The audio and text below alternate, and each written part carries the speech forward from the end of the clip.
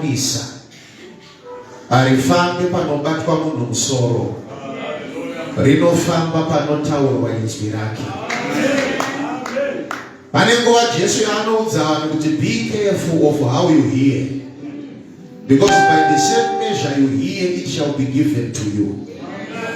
Kureva kuti manzwire aunoita ndo anodhitemaina kugamuchira kwako. Iyo nyika ino yatiri kuti earth nhasi iproduct yekutaura kwaMwari. Anongoti ngakuweko nechiedza chikaweko. Saka ukapinda presence yaMwari, teereresa kuti Mwari wacho ari kuti kudii. Unopora zvichitaurwa kwete uchiiswa ruoko pamusoro. Zvinogadzirisika tichiparidza kwete taakuzonamatirana. Saka udza ari padhuze kuti usandivhirika pakunzwa, usandikanganisa pakunzwa, ndoda kunyatsokunzwa ipapa. Nenyaya ndakatanga vhiki rakapera ndichangopfuurira pano pamberi ndichipanobhita kuti inyatsokubude zvainofanira kubuda iri. Simba rokuti Mwari akakuzarurira chino, wasumuka waenda. Muzita raJesu, amen. Turn with me to the book of Psalms chapter number 30. I'll turn into my verse from Psalms as well as from the book of 2 Kings. Katikati manye kuna Psalms chapter number 30. Verse number 5. Psalms chapter number 30, verse number 5. Are we there? Are we there? Tune Bible rawanda msinziro Bible rawanda ndashika. Mwari usunza phone sina Bible. Verse number 5. For his anger endureth but a moment. In his favor is life. Weeping may endure for a night, but joy comes in the morning. 2 Kings chapter number 6. Usually chapter 6, chapter 4. 2 Kings chapter number 4.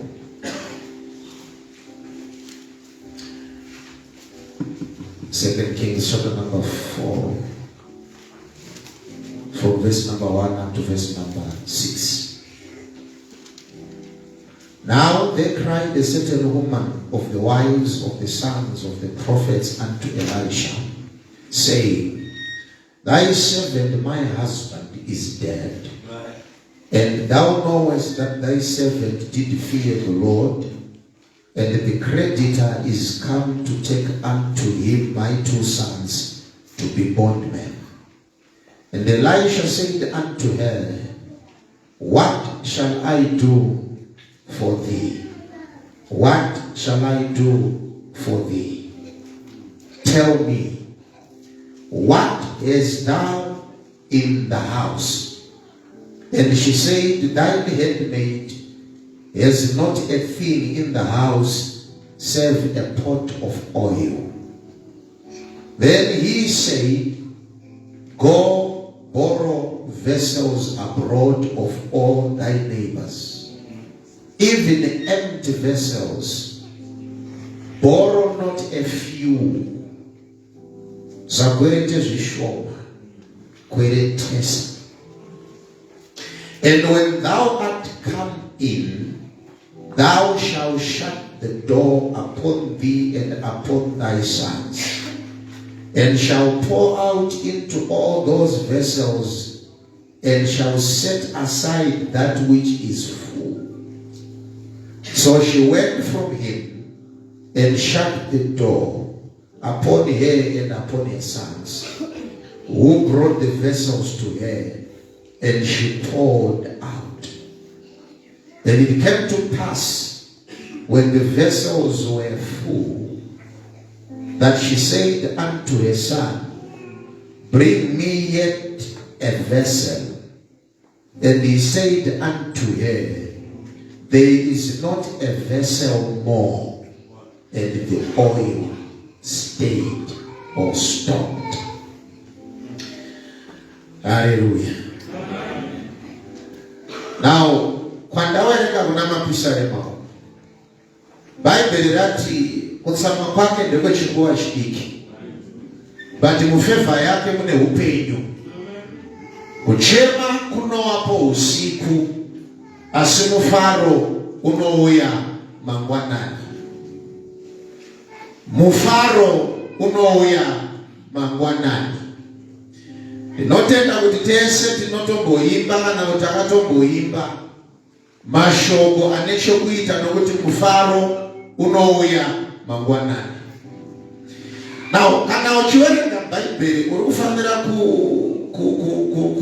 kuwerenga usingamhanyi. Arizi novel. Uri kufanira kupota uchinyatsokunzwa kuti chii chiri kuda kutaurwa ipapa naMwari. Nokuti pandaiwerenga vhesi iyoyo ndaipotawo ndichifunga kuti anonzi manheru kudoka kwezuva.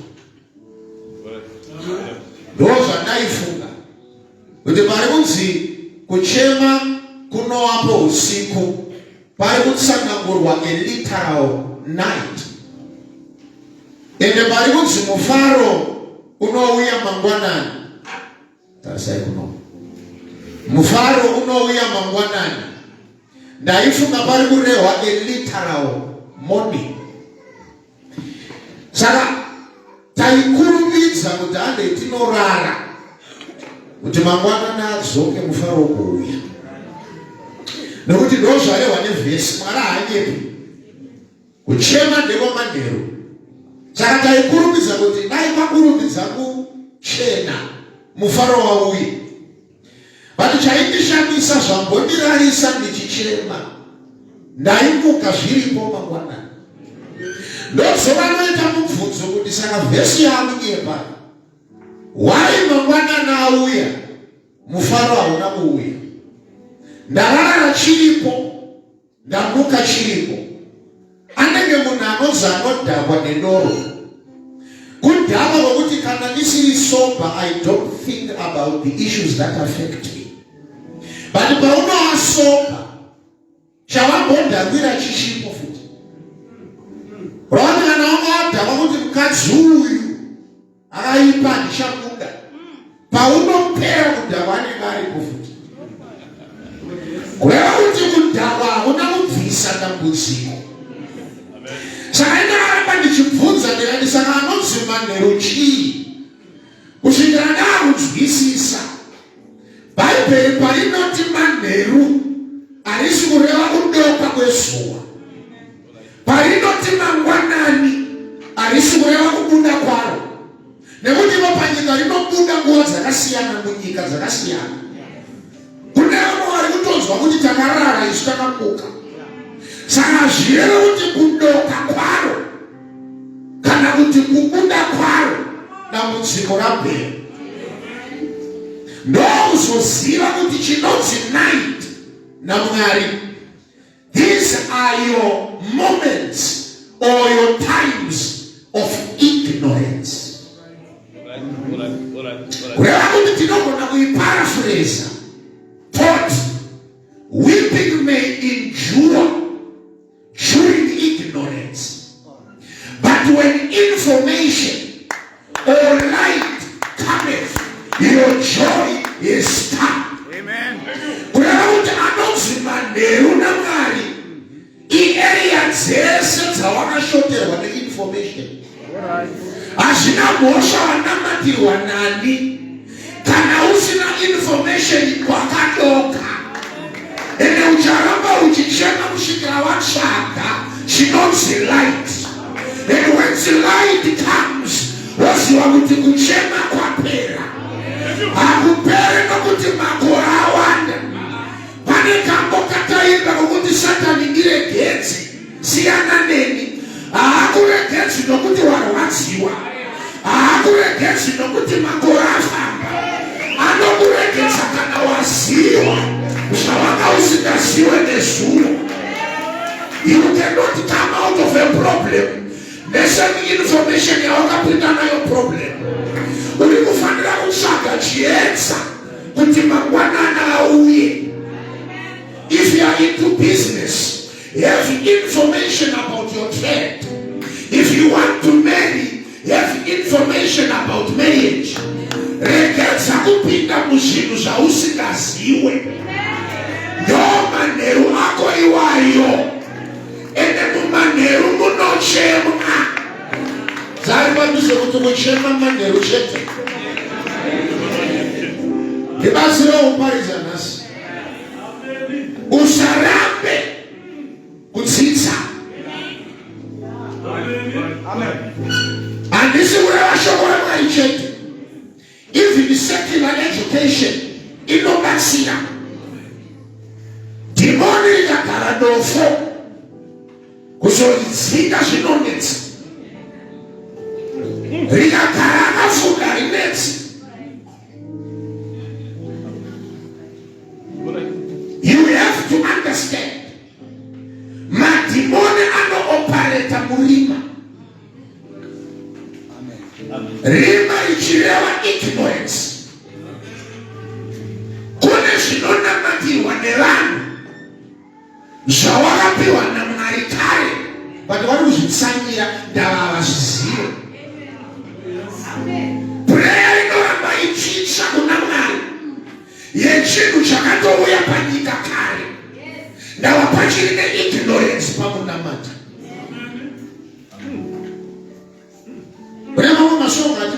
The spirit is okay, but the theology is wrong. Musandipfure Jesu. Ambori kupi? Ari mumauri. Uyaine pano anga achibvepi. Ngatibopinde mumweya manga muri kupi? My statements anoita kuti unonzwa maguzu pamuzemweya. But the knowledge about them is wrong. So every area ya usati waziwa uchachema kusvikira waita decision yekuda kuziva. Usanamatire chakauya. Ukaona bhuku Acts, Peter anosungwa oiswa mujeri. Chechi yosumudza munamato kuti Mwari tirangarirei nokuda kwaPeter. Paitwa munamato uri serious. Bible inoti prayer was made without ceasing for Peter. Mwari ndounzwa munamato wechechi kuti vari kuda kuti Peter abude. Ndobva vatuma kirozo nosunungura Peter kuti Roma. Ndobva auya kuchechi kwaari kunamatirwa kuti abude. Ndokusvikonoka padhoo rechechi mune prayer band yake. Ndokuti gogogoi pakaita kasiyana kanonzi Rodha kakamhanya kundovhura dhoo. Ndokubva kanzwa kuti munhu ari kunoka panze ndiPeter. Bhaibheri rinoti Rodha neexcitement haana kuvhura dhoo. Ndokumhanya kuna pastor vari kutungamirira munamato kunovakwena kuti we are answered chinyararai. But pastor vachonzwa kunzi tapindurwa vanoti kwana aziye ighost iri padzako. Kurauri chiunamatirwa chikauya wachotanga kuona chipoko pane zvavari kusainira. Kasikana ndokuti Peter ari pasi ndokuita kunge dzakuda kubvuma zvikanzi no kunenge mweya wake chiri kurambwe papapo iresult yezvanamatirwa.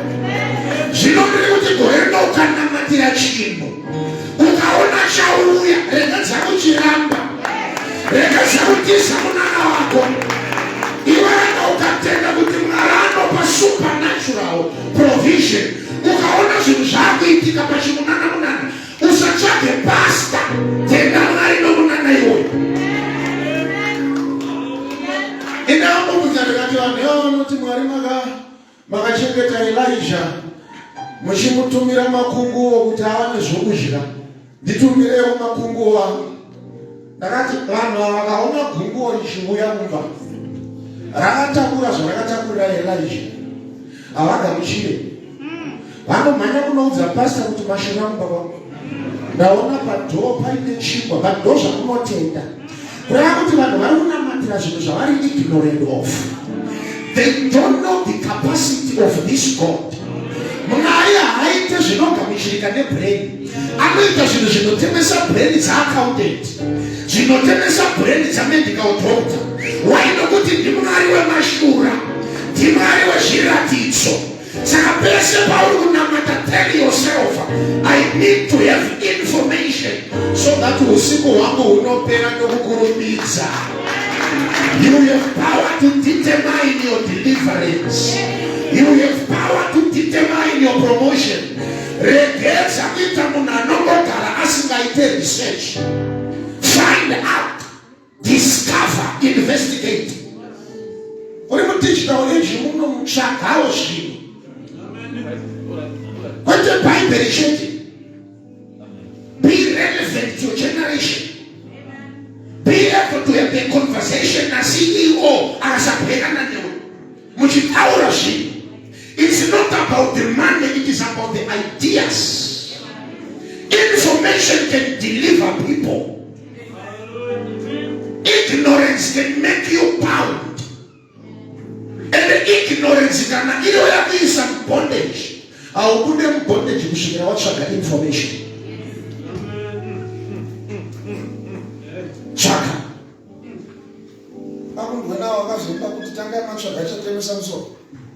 I thought I would put him in a concept. Yes.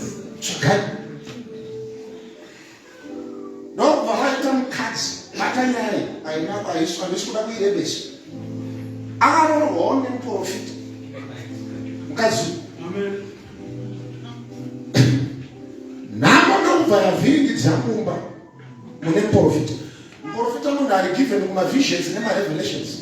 I know pick out is but akagara panemukadzi kusvikira akuda kuenda kunokwereta kunze iye ari muprofita. Chikwereti ndobva chakura kudarika kapasiti yokubhadhara. Zvisineiwo ndobva ashaika asati agadzirisa zvaakasimudza. Kredita achiuya haana uya akapfeka tsitsi kuti murume wakaiprofita, uya akazara nemweya wekutsivirwa. Ndobva ati ndinei kuti waiparidza masemoni mangano waionei chandaurira pano kubhadharwa. Kana imi mukasandibhadhara vana ndo wakubhadhara zvakasiwa nomurume wako. Mukadzi achinzwa nyaya iyi ndobva ati but iyewo murume wangu aiseva under Elisha. Nawo aingarambe yakadai iye Elisha ariwo akazororawo vana vachienda. Regai ndinomhanga kuti Elisha waita problem kumba. Kredita wauya haazi kuda mubhedha. Imagine kuti kana pakutorwa wani atoona kuti mubhedha wacho hauite, atoona kuti sofa racho hariita awana zviri nani. Rati mumba imomo manga mane mhepo isina kumira zvakanaka. Pane nhamo painobata munhu zvekuti ikamubata nemafambiro anotanga kumhangara chaadya. Nelanguage inotanga kubhitireya kuti hazvina kumira mushe. Ndobva ati Elisha taita challenge kumba. Auya makredita kuzotora wana. Zvanzi naElisha saka murume vanza okay, imo mumba macho munei. Now you discover kuti you can cry when the solution is not external but internal. Muneimba mei dawa hakuna solution yakapiwa vanhu naMwari isina kunge iri internalized. Ndobva ati amuna asati apedza statement ndobva arangarira kuti no but munenge mune oil iri mugaba iri mujar. Ndobva ati save a jar of oil. Save a jar of oil.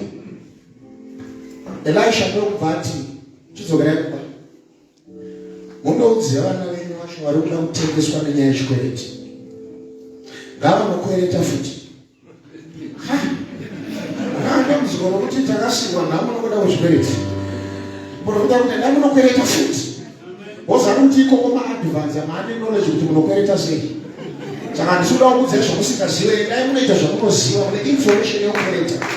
Munorereka kasoro kusvikira munhu anzwa matsitsi endani munokwereta. Da ikoko haachazima nheru maane light kuti munotora sei muchikumbira. Ngavaende kunokwereta mavessels ari empty. And ndobva apa instruction yekuti not a few. Ngavakwereta akawanda. Ngavari kuziva kuti pavakabuda muIjipita wanzi naMwari endai munokwereta futi. Saka nyasha dzekukwereta uri muzvikwereti Mwari anogona kukupa futi. Uine chima kukupe futi dzimwe nyasha dzemunokwereta kukavha chimwe futi. Vanhu vachienda kunokwereta havana kunyimwa. Now every prophetic instruction ine ability yekuti zvayataura zvinoitika. Mwari akataura chinhu hazvina mhosva manda kana kuti maramba. Tese tikabvumirana kuti atiite unongoona zvaitika. Nekuti iro shoko rinonzi haridzoke kwaari risina kuzadzisa zvaratumwa. Saka rinozviziva kuti kana ndikadzokera ndisina anza ndinodzoswa futi pano. Ndosaka vachida kuti Elisha pane nguva yaakati mangwana pagedhi upfu hwakatsetseka nembali zvinotengeswa masikati. Achitaura izvozvo vanhu vanga vari kusevhisi yanga havana kutenga, vakadzokera kumabasa avo. But Mwari akati kana chinhu chadhikleiwa neni chiri kufanira kuwana vanozadzisa. Iroro weti ndokubva randoloketa vanhu vari pagedhi vane maperembudzi ma-outcaste society. I want you to understand everything that God has said. You will not die until you see it happen. Rine simba shoko, rine power, rataurwa naye. Ashina mosha padarika makore mangani rinozongozadziswa chete. Nozwa Isaya chiti kwatiri kwaberekwa mwanakomana upi rinozongozadziswa chete. Nemuwedu wako ndozvaakaziwa kuti kana akataura chinhu hazvina mhosva 5 years 10 years zvichazongoitika sokutaura kwaakaita. Ukazanonzi Jezebel ane nguva yaanoti achiudzwa kunzi kwaitika mashura kumaundi Kamoni, maprofita avo ese fekaurawa. Anoti waMwari ngavandirowe kana musoro waElijah ukaramba uri paari. Elijah achidya mashoko andokubva arova roti tati mirire kufa tichiva sematemba takasvimira akatiza. Achitiza bhaibheri ukazoriverenga muNew Testament rinoti Johani Mubhabhatidzi akauya ari in the spirit and the power of Elijah. Nyamara Johani ministry yawainherita ine chirevo kuti waMwari ngavandirowe kana musoro ukaramba uri. Johani wainherita ministry ine death sentence yemuvengi wako. Ukazoramba uchiverenga Johani akadimburwa musoro and the request ya Herodias achinonombora kuprofesi yatateguru Jezebel. Rauti kana takamira pano tikadeclare chinhu even chikasaitika nguva yako kune varimo muchiuno vanoparticipate nekubenefita pane zvinenge zvataurwa naMwari. Saka pese panotanga kudeclarewa chiprofita chikamuchire uchiziva God has never said anything that shall not come to pass. Heaven and earth may pass away, but my word will always come to alive. Ila ulipasangano inonzi word alive one. Kune wakanda uhondo nokuna kwamashoko ananda nyakasikana. Tichiparidza pana pagari energize vanababa. Kana munhu akati mbuya nanda vakati tora kidi uzvitoke. Vanhu vakasiya madzimai vakasiya misha nekuda kwamashoko emunhu anonzi a spiritual person. Ko isu tiri kutaura naJehovha tikadhileya pano kuti unosumuka iwe unofanira kutora gidi rako roti yataurwa naMwari ndinosumuka gore rino risati rapera. Saiwa ndizo saioneo grace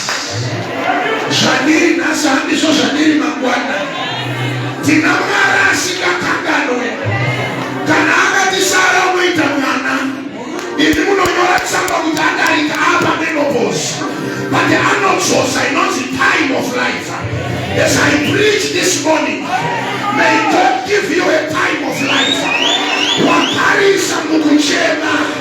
Manderako kapere swanasa. Manderako kapere swanasa. I declare your morning.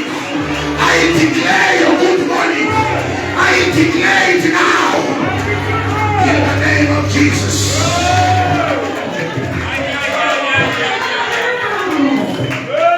Mambeparunesa. Chari kuda. Zita hichinjwe. But it not a content in cut. We're not so good at Georgina. But you are there the shaman.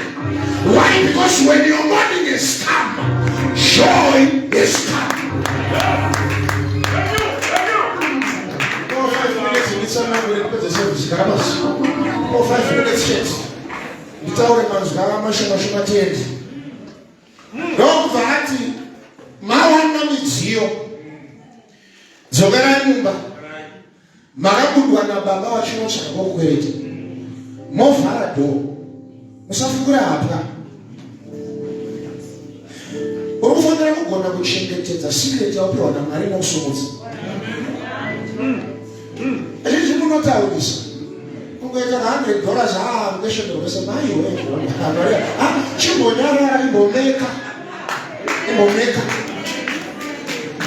Kunyika kuma systems kunyika. Those are why nations patents. Wakaita idea only protector. Na nasi tinoiro wako watiziwe kuti wanoigadzira neshi wakazvichengeta. Iwo unokurumbidza kuda kuudza wese nemuwengo wako futi. Amen. Unondoshira business idea nomunhu mangwana ndiye akutorana business idea. Pindai mumba vharai door. Munyarara dzidzai kunyarara. Dzakuzvidza kunyarara. Nyarara. Uchiona zvidobi zvinoitwa naMwari imo. Mavhara door. Oil yamuri kuti ndo irimo mumba. Birai macontainers amaenda kunokwereta. Po. Kana mapedza kudira muzondiudza kuti zvapera.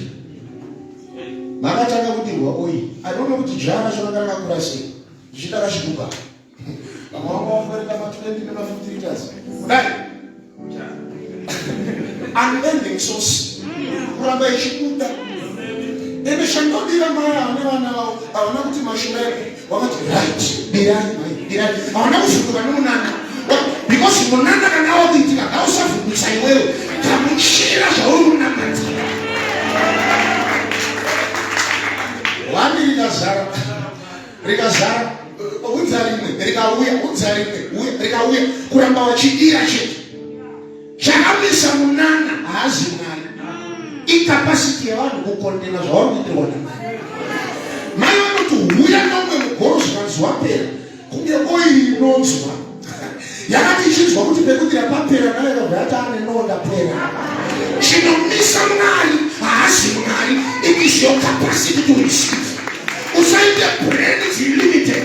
Stretch out your mind. God can give you beyond your degree. Minana ainiswe na Mwari, ainiswe na madimoni. Kana Mwari ataka kukuropa fanza, chinomisa blessing incapacity yako. Pachirine shime shikanzi zvapera. Oirika vrati. Bapera. Because everything that God is commanding to you in a capacity yokunzwa. Saka Mwari akatumira mari kwauri inotouya ichitonzwa. Saka paya pamunozoti zvakasunga iri kunzwa kutanzi takasunga inodzokera inonzwa. Cherechera matauriro. Ndau zvaunopiwa naMwari zvidetsewe. Zvanzi torai oiri iyoyo endai munotengesa mobhadhara zvikwereti. Inenge yasara chiitai ene oil usera. Mukadzi waprofita kuti wabhizinesi umwe ndomwe uprofita. Kureva kuti zvinogoneka kuti mese muri waprofita umwe agopinda muchikwereti umwe agobuditsa muchikwereti chawakapidzwa neumwe uprofita futi.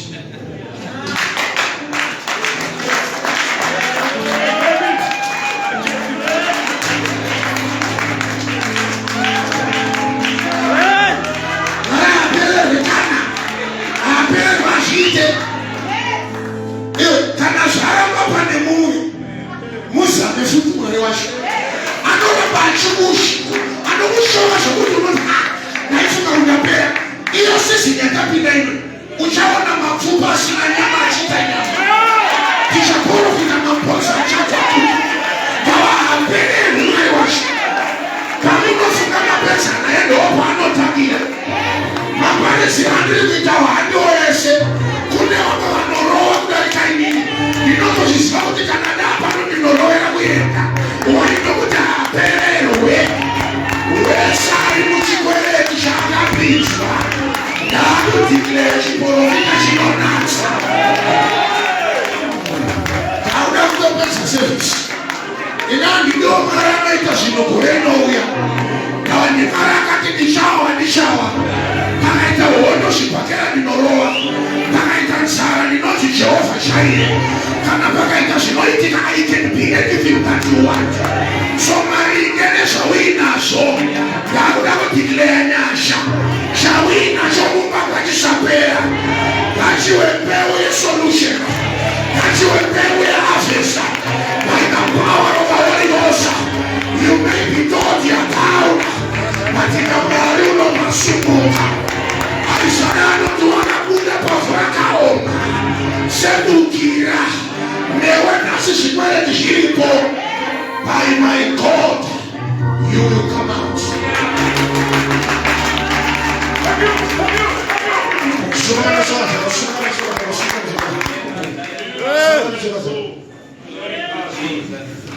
Oira ipeni. Kusvikira nhamo yapera. Mwari apererwi. Kusvikira wapora iwewe. Mwari apererwi. Kusvikira mbere ichanaka. Mwari apererwi. Kusvikira waokaya kuimba. Ane maideas. Kana mumwe muprofita akapinza mumwe, Elisha anoya kuti ndakuzokubuditsa. Elisha chaanondinamidziya. Haana kuya nesolution yokunzi anoti chimbori bomba menyu chii. But all along the solution was there.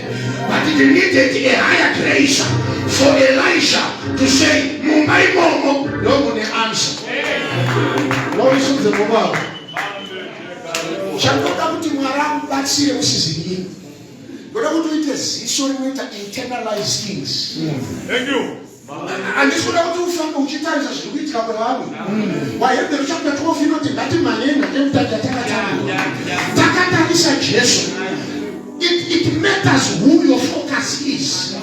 You can never achieve anything if you are competing against somebody. Because but you can achieve a lot if you compete against yourself.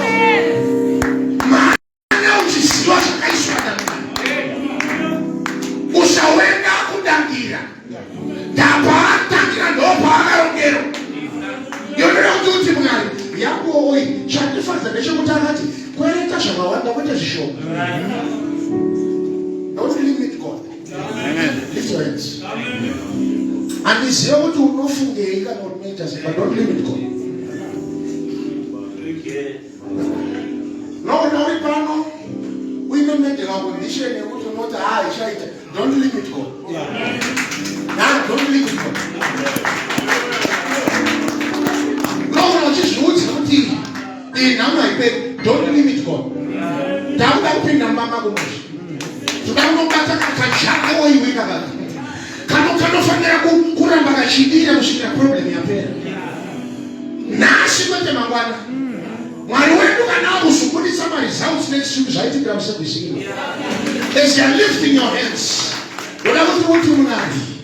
let my portion come in this season. And now we are going to panic kuzoita chiseko chenyika. Kuzoita dzunguma. A life yokutendera nokudzumira pasina kunoendwa. Makandiziva ndisatapinda muchibereko chamai. There is a portion for me. Ndaonamata kuti gore rino randapinda. Musizi yandakupinda. Zvamakandirongera ndazvichikudepa chete. Mastrengths amakandipa. Magifts amakandipa. Ndakuda kumashandisa. Kwenguva yakareba ndaichiva vamwe. Ndaiona zvevamwe. But ndakuda kuonawo zvangu zvamakaisa mandiri. This is a prayer that I want you to make. Oti munaramu namupusa zvakadaro kuti munondisa panyika mondinyima chipo, mondisa panyika mondinyima destiny, mondisa panyika mondinyima potential. Denial, let it be activated. And as you are praying that prayer, we are going to ask the Holy Spirit to saturate your environment.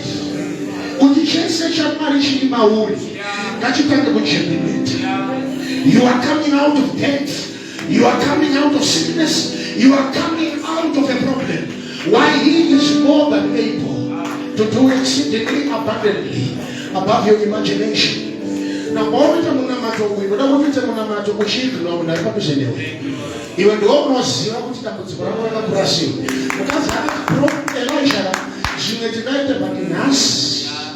sort my problem out. I want you to make a prayer over me. What if I didn't turn? Because you have a way out. And that way out is right inside of me. By the power of the anointing of the Spirit, begin to activate my seed, my oil, my ability, my gift, my capacity in large. Let me begin to believe. Open your mouth.